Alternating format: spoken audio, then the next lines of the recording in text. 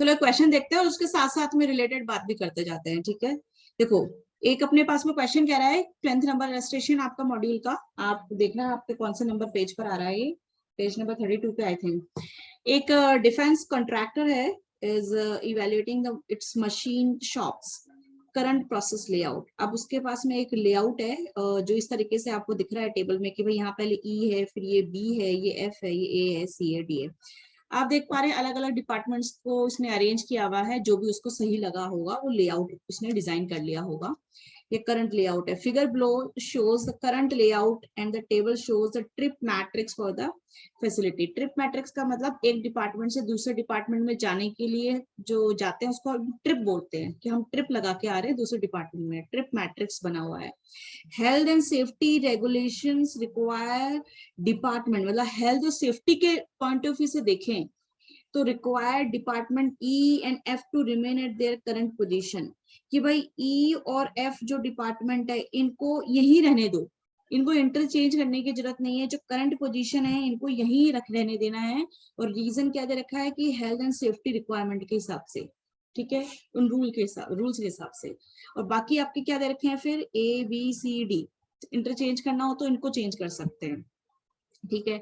बाकी आगे क्या कहता है क्वेश्चन की करंट लेआउट में क्या होता है कि अगर आपको ए से तो ए में जाने की जरूरत नहीं है, खुद का खुद में क्या जाओगे, अगर आप ए से बी में जाओगे तो आपको कितने ट्रिप्स लगेंगे, 8 ट्रिप्स। ट्रिप्स का मतलब इतने राउंड्स लगेंगे कि भाई ए से बी डिपार्टमेंट में जाना आना, इस तरीके का काम रहता है ये ए और बी के बीच में, कि आपको 8 राउंड लग जाते हैं। अब जैसे भी पूरे दिन में लगते हैं, ये किसी काम की वजह से लगते हैं, जो भी लगते हैं इनके 8 ट्रिप्स लग जाते हैं। तो नंबर ऑफ ट्रिप्स दे रखे हैं ए टू बी के अंदर, ठीक है। फिर ए से हमने सी के अंदर देखा तो हमारे कितने टिप्स लग रहे हैं, 3 लग रहे हैं। ए से डी में हमें जाना नहीं पड़ रहा है, तो ए से डी में नहीं जाना पड़ रहा है, कोई राउंड नहीं है।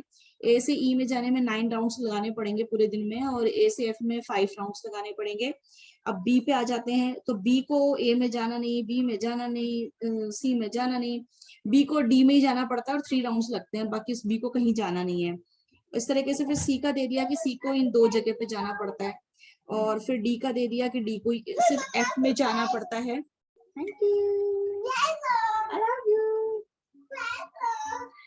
फिर ना ई को इसमें जाना पड़ता है एफ में, और 3 राउंड्स लगाने पड़ते हैं। और एफ को कहीं नहीं जाना पड़ रहा है। तो आपने देख लिया कि रिक्वायरमेंट जो है अपने बिजनेस की, उसके हिसाब से हमने देख लिया कि किसको कहाँ जाना पड़ रहा है, और उसके हिसाब से कितने ट्रिप्स लगानी पड़ रही है, कितने राउंड्स लगाने पड़ रहे हैं। पूछता है आपसे कैन लेआउट बी इम्प्रूव, क्या जो अभी हम कुछ कर रहे हैं उसके अलावा भी कोई नया लेआउट बना के इसका इम्प्रूवमेंट कर सकते हैं। Also evaluate using load distance score. अब ये नया वर्ड आ गया, ये लोड डिस्टेंस स्कोर क्या होता है, लोड क्या होता है, डिस्टेंस तो हम जानते हैं, तो स्कोर क्या होता है, ठीक है। तो इसका मतलब ऐसा अगर एग्जाम में देखे तो लोड डिस्टेंस स्कोर का मतलब क्या निकलेगा कि सबसे पहले आपको ये डिटरमिन करना पड़ेगा कि आपका जो एग्जिस्टिंग लेआउट है, जो ये है आपका करंट लेआउट, तो इसको एग्जिस्टिंग लेआउट बोल रहे हैं, आपको एग्जिस्टिंग लेआउट है।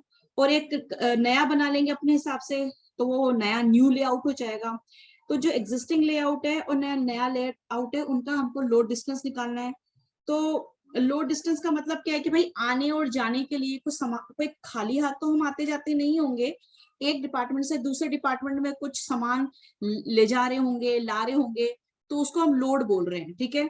तो जो लोड कितना पड़ेगा, यानी कि वेट जो होता है उस डिस्टेंस को कवर करने के साथ साथ लोड भी आपने कितना कैरी किया, उसका स्कोर क्या होगा, उसको इवेलुएट करना है। अब ये लो डिस्टेंस को कैलकुलेट करने के लिए एक फॉर्मूला आप अपने मॉड्यूल में लिख लीजिए प्लीज, इसको इसके सामने ही लिख लेना आप लोग कि भाई आपका जो भी लोड है, अब लोड का मतलब आप क्या समझेंगे, एक सेकेंड, एक सेकेंड।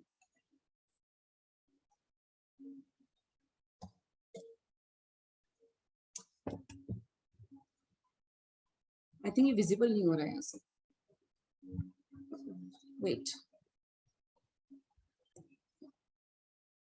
तो अपन क्या करेंगे, जो ये लोड डिस्टेंस स्कोर है ना, इसके लिए हमको फॉर्मूला लिख लेते हैं कि भाई कैसे निकालना होगा।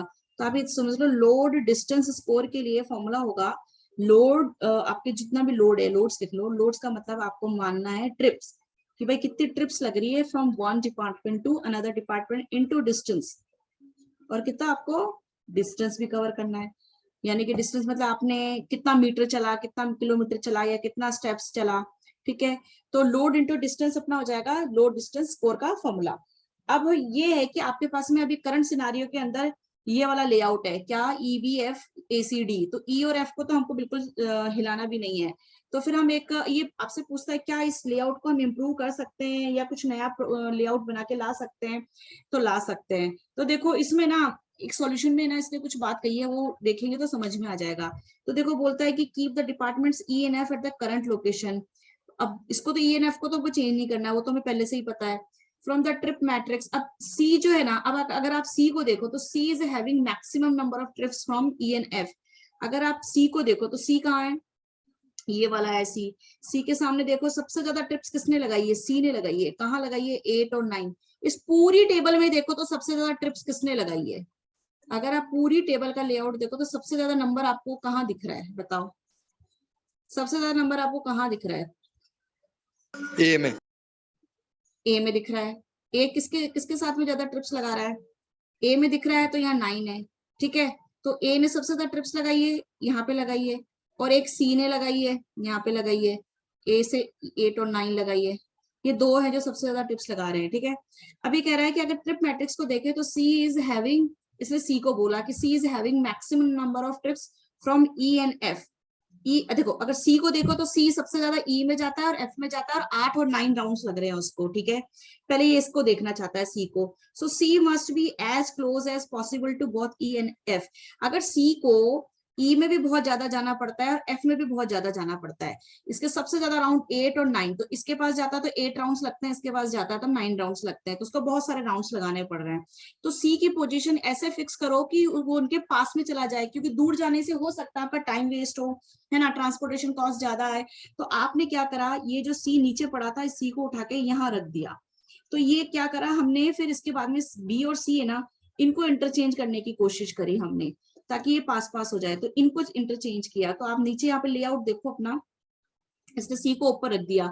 इससे क्या हुआ, सी है ना ई और एफ के बिल्कुल आजू बाजू में आ गया। तो पहले तो क्या उसको थोड़ा तिरछा चलना पड़ रहा था, कैसे भैया, वो पहले सी से डी में जाता, डी से ई में जाता, तो उसका टाइम वेस्ट हो रहा था। ऐसे वर्टिकली अलाउड नहीं है। पहली बात तो मैं आपको बता दूं, ये तो मैंने आपको समझाने के लिए लिखा है, आप ऐसे मत समझ लेना। आपको कभी किसी डिपार्टमेंट में जाना है तो उसको वहां पे पहुंचने के लिए आपको ऐसे डायग्राम से नहीं, आप ना जाओगे एफ में पहुंचना है, सी को एफ में पहुंचना है, तो पहले उसको डी में जाना पड़ेगा, फिर उसको एफ में जाना पड़ेगा। या फिर वो कैसे जा सकता है, या उसको जा सकता है कि भाई सी को पहले बी में जाना पड़े फिर एफ में जाना पड़े।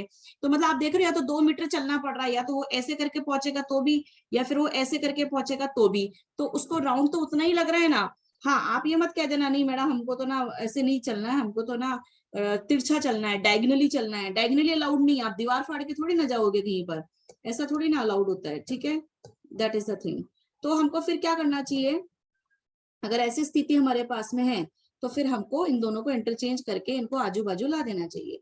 तो इसलिए हमने फिर नया लेआउट जो करा, उससे सी ऊपर आ गया और सी ना ई और एफ के आजू बाजू आ गया, क्योंकि उसको बहुत ज्यादा जाना पड़ रहा है। तो ऐसी स्थिति में देखते हैं, तो we put C between them. So place A, अब ए की बारी करें तो ए क्या है, A directly south of E. अब ए कहाँ आ गया, ए को ज्यादा राउंड कहाँ लगाना पड़ रहा है, ए को भी अगर आप देखा जाए तो ए को भी ई में ज्यादा जाना पड़ रहा है। तो ए अगर देखा जाए तो ई के बाद पहले से ई के पास में है, ए तो पहले से ई के पास में है, ठीक है। एंड बी नेक्स्ट टू ए, और बी कहाँ आ गया, उसको बी में भी राउंड लगाने पड़ रहे हैं। तो ऑटोमेटिकली क्या हुआ, सिर्फ सी को ही हमने बदला, तो इसकी वजह से क्या हुआ, जो ए को भी क्या करना पड़ रहा था, बी में ज्यादा जाना पड़ रहा था, ई में ज्यादा जाना पड़ रहा था, तो उसकी वजह से वो भी क्या हो गया, थोड़ा सा पास में आ गया, क्योंकि आपका बी नीचे आ गया। तो पहले बी ज्यादा था तो ए को भी 2 राउंड लगा के जाने पड़ रहे थे, या 2 डिपार्टमेंट क्रॉस करके जाने पड़ रहे थे, या 2 स्टेप्स क्रॉस करके जाने पड़ रहे थे। आपको समझ में आ रही है बात। जैसे ही आपने एक शतरंज जैसा नहीं होता, ऐसा क्या करें कि सब कुछ बेस्ट हो जाए, है ना, ऐसी चाल चलो। तो सी और बी को जैसे हमने इंटरचेंज किया, सब कुछ इसके और इसके फेवर में आ गया। अच्छा, समझ में आ रहा है बच्चों। अब हाँ ना कभी तो जवाब दे दिया करो, इतने सारे हो, बोलते एक भी नहीं हो भाई, इतने सारे बच्चे हो फिर बोलते हो नहीं। तो आपने ये नया लेआउट तैयार कर दिया, तो इसको हम क्या कह सकते हैं, इसको हम बोल सकते हैं प्रपोज्ड लेआउट, या इसको हम बोल सकते हैं आप अपनी भाषा में न्यू लेआउट, या ठीक है प्रपोज लेआउट, उसने बोला ना प्रपोज, तो प्रपोज हमने ये प्रपोज कर रहे हैं, ठीक है। तो अब ये आपने लेआउट तैयार कर दिया, अब आपका डिपार्टमेंट का डायग्राम ये वाला बन गया है, ठीक है। अगर ये वाला बन गया है तो आप इसको कैसे देखोगे, आप ये देखोगे कि अगर वापस कैसे देखेंगे, अब जो पुरानी है इसको देखो, आपको स्टार्ट तो करना है ए से। ए कहाँ कहाँ जा रहा है, ए 3 जगह जा रहा है, बी में, सी में और ई में और एफ में, 4 जगह जा रहा है। तो पहले आप देखोगे कि भाई A to B, A to C, A to E और ए टू एफ, उसके कितने स्टेप्स हो गए। तो आपको वही करना पड़ेगा, क्या A to B, A to C, A to E, A to F, और उसने कितने ट्रिप्स लगाए हैं वो उनके सामने लिखे हुए हैं, ठीक है।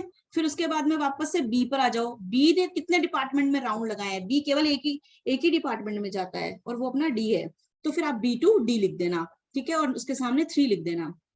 तो आप देख पा रहे हो B2 D3।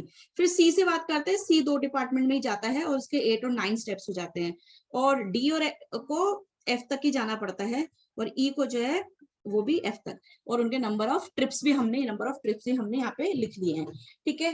Number of trips हो गए। अब बोलते हैं कि हमारा जो पुराना प्रोग्राम है जिसको हम एग्जिस्टिंग प्रोग्राम बोल रहे हैं, और उसके हिसाब से अगर देखा जाए तो आपका डिस्टेंस देखते हैं पहले। ये बहुत खोज हो गया, हम इसे हटा रहे हैं, ठीक है। हाँ जी, तो अब डिस्टेंस बताओ कितना हुआ। डिस्टेंस किससे पता चलता है भाई, पुराना वाला का तो पुराने वाले से ही देखेंगे। तो ये अपना क्वेश्चन के अंदर जो पुराना वाला प्रोग्राम है उसको देखते हैं ना। ये देखो, अगर हमने ए टू बी, तो ए टू बी कितने स्टेप्स चले, 1 यहाँ पे और फिर यहाँ पे, तो कितने स्टेप्स हो गए, कितने ट्रिप्स हो गए, मतलब स्टेप्स बताओ या डिस्टेंस बता दो। 2 मीटर हो गए, तो कितने हो गए, 1 और 2। तो आप उसके सामने क्या लिखोगे, डिस्टेंस। भाई आप डिस्टेंस लिखोगे 2। ये देखो ये डिस्टेंस है, वो कितना हो गया, 2। पुराने वाले में, पुराने वाला प्रोग्राम आपको पता है ना, तो पुराना वाला आपको बोलो तो मैं इसके सामने लिख देती हूँ पुराना वाला। जो पुराना प्रोग्राम है उसमें ई, ए, बी, सी, एफ और डी ऐसे बना हुआ है। तो पुराना वाला एग्जिस्टिंग प्रोग्राम के लिए हम पहले निकालेंगे क्या लोड पड़ रहा है। ए टू सी में कितना है, तो ए टू सी में जाने के लिए केवल आपको 1 स्टेप चलना पड़ा। फिर ए टू ई में कितना चलना पड़ा, ए टू ई में पहुंचने के लिए भी 1 स्टेप चलना पड़ा। ए टू एफ में कितना चलना पड़ा, 1, 2 और 3, इसलिए हमारा 3 आ गया। बी टू डी में देखो, ये बी है और बी से डी तक पहुंचने में 1 और 2, इसलिए हमने यहाँ 2 लिख लिया। आ गया ये पॉइंट समझ में आ गया मैं क्या लिख रही हूँ, बच्चों बोलो। हाँ मैम। ठीक है, अब आप क्या करोगे, आपको क्या निकालना है, load distance score, load distance score, ठीक है। जो कि अपना कैसे निकलता है, जितनी भी नंबर ऑफ ट्रिप्स है उसको डिस्टेंस से मल्टीप्लाई कर दो, नंबर ऑफ ट्रिप्स और उसका डिस्टेंस। तो इसको मान लो ए टू बी वाले को कितना चलना पड़ा, मान लो 2 मीटर चलना पड़ा, ठीक है, और 8 ट्रिप्स लग गई, तो अपने कितना लोड आ गया, ये कितना टोटल ट्रेवल कर लिया हमने, 16 मीटर आ गया। समझो मीटर कुछ बोल नहीं रखा तो 16 ही लिख दो आप, ठीक है। और इसको इससे मल्टीप्लाई किया, 3 आ गया, 9 टू 1 से किया, 9 आ गया, 5 3 जा 15 आ गया। तो इस तरीके से आपने सारे क्या करे, लोड और डिस्टेंस को मल्टीप्लाई करके अपना पुराने वाले का लोड डिस्टेंस स्कोर निकाल लिया, 92 निकला स्कोर। और प्रपोज्ड वाले में भी क्या करेंगे, ठीक है, प्रपोज्ड वाला प्रोग्राम हमारे सामने कहाँ पे लिखा हुआ है, वो हमारा लिखा हुआ है यहाँ पर। इसमें देख लो, अब ए टू बी अगर इसका प्रोग्राम देखेंगे तो ए से बी में आपको कितने कदम चलने पड़ेंगे, ये लो एक ही चलना पड़ेगा। ए टू सी में कितना चलना पड़ेगा आपको, 1 और 2, है ना, यहाँ से और यहाँ से, तो यहाँ पे 2 आ गया। तो अब तो कोई दिक्कत है ही नहीं, ए से ई में कितना चलना पड़ा, ए से ई में चलने के लिए 1 स्टेप ही उठाना पड़ा, 1, ठीक है। यहाँ तक भी क्लियर है। तो डिस्टेंस हो गया, उसके बाद में नंबर ऑफ ट्रिप्स तो सबके लिए सेम ही है, ठीक है।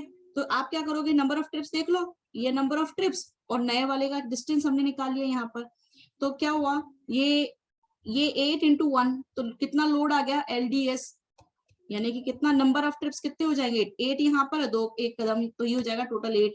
3 into 2 ये हो गया अपना 6। इस तरीके से आप सभी का निकाल लोगे, पुराने के कंपैरेटिव आप नए वाले का भी निकाल लोगे, तो इसका 67 आया LDS, ठीक है। अरे मीटर समझ लो, इसको 92 चलना पड़ा और इसको 67 चलना पड़ा, ऐसे समझ लो। तो आप बताओ 92 पुराने वाले में आपको ज्यादा करना पड़ रहा है लोड, और यहाँ पे कम पड़ रहा है, बताओ ट्रिप लोड, ऐसे समझो ना। लोड को ले जाने लाने के लिए जितना डिस्टेंस है, तो यहाँ आपको ज्यादा डिस्टेंस ट्रेवल करना पड़ रहा है, यहाँ आपको कम डिस्टेंस ट्रेवल करना पड़ रहा है। तो बताओ आपका नया प्रोग्राम रखना ज्यादा सही है कि नहीं है, बताओ।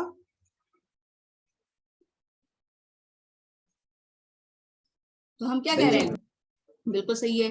तो हम ये कह रहे हैं कि भैया हाँ, ये जो आईडी स्कोर हमने निकाला प्रपोज प्रोग्राम के लिए वो लोअर है, यानी कि आपको कम डिस्टेंस ट्रेवल करना पड़ा यहाँ पे। So in the comparison of existing, so there is an improvement in the layout. तो हमें इम्प्रूवमेंट की जरूरत है, यानी कि हमें नया प्रोग्राम हमने जो बनाया है वो हमको एक्सेप्ट करना चाहिए, क्योंकि डेट इज गिविंग आपको लेस लोड। ठीक है, तो दिस इज द क्वेश्चन।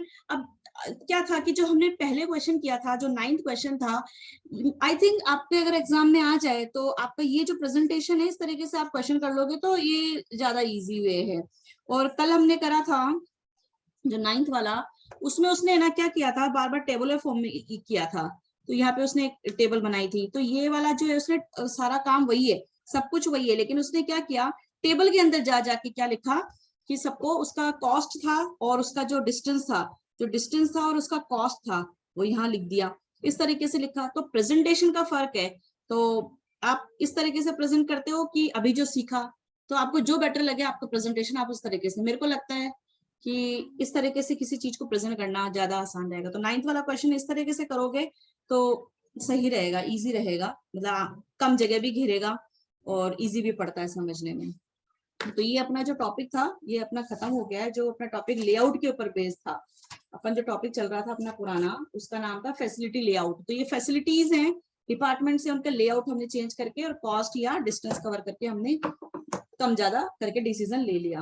अब नया टॉपिक स्टार्ट होगा अपना